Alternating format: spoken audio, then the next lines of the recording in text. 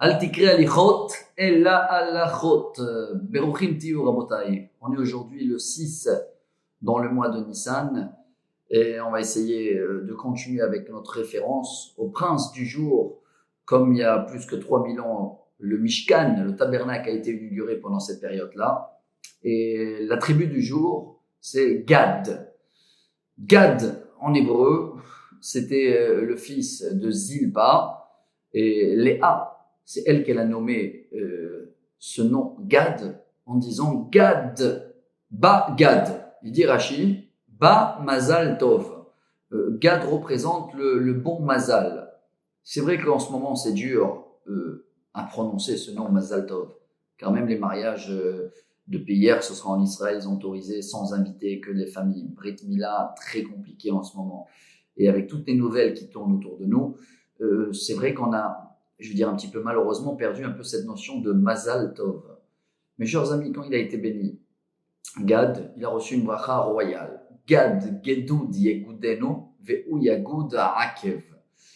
Ce qui veut dire que Gad représente aussi en hébreu, en armée, quand on a une division, une équipe, on appelle Gdoud. Alors, voilà une nouveauté pour aujourd'hui qui va nous donner, j'espère, à nous tous un peu de l'espoir et de savoir qu'est-ce que je dois travailler aussi aujourd'hui. Alors, il y a un midrash, c'est une Gemara, une petite Gemara qu'elle s'appelle Eduyot, et là-bas c'est marqué Eliyahu Hanavi, Ba Mishevet Gad. Lui, il vient de la tribu de Gad. Et quand il va arriver la fin des temps, Eliyahu Hanavi, qui doit venir avant Mashiach, la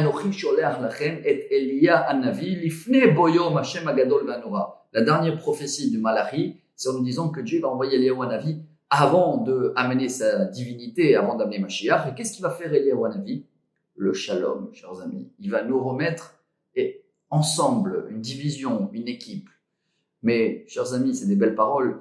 Tous ceux-là qui cherchaient à faire le shalom dans le monde, 50% d'eux, ils sont divorcés. Alors en ce moment, Dieu il nous donne une mission à nous tous, je parle pour moi en premier, d'avoir le shalom à l'intérieur de nous-mêmes.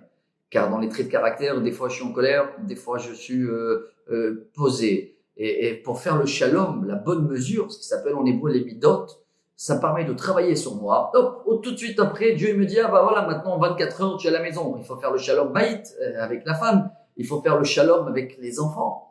Quand on arrive à travailler le shalom entre nous, dans la maison, chers amis, et au fur et à mesure, ce shalom-là, il influence autour parce que on voit très bien qu'ils sont tous, malheureusement, dans le même bateau. Il n'y a pas le virus, il ne regarde pas si tu es ashkénaze, séfarade, religieux, jeune, âgé, chapeau, non kippa. Alors, chers amis, ça nous met tous dans le même bateau. C'est comme ça qu'on commence à vivre le shalom par force. Et quand on arrive à vivre le shalom, c'est ça le travail d'Eliyahu Hanavi, chers amis. Lui, il prépare le shalom dans le monde. Il nous met tous dans le même bateau.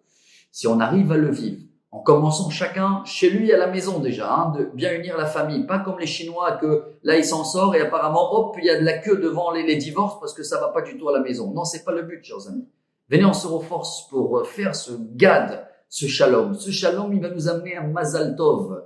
Et quand on est dans un bon Mazal, chers amis, une bonne ambiance familiale, ça va influencer autour de nous. Et Bezrat Hashem, ce bateau-là, on est tous ensemble, il va bien traverser cette vague en espérant de surfer avec Bezrat Hashem jusqu'à la venue de Mashiach avec Eliyahu Hanavi, Zachor Letov. Bonne journée à tous, Bagad, Ba Mazal Tov.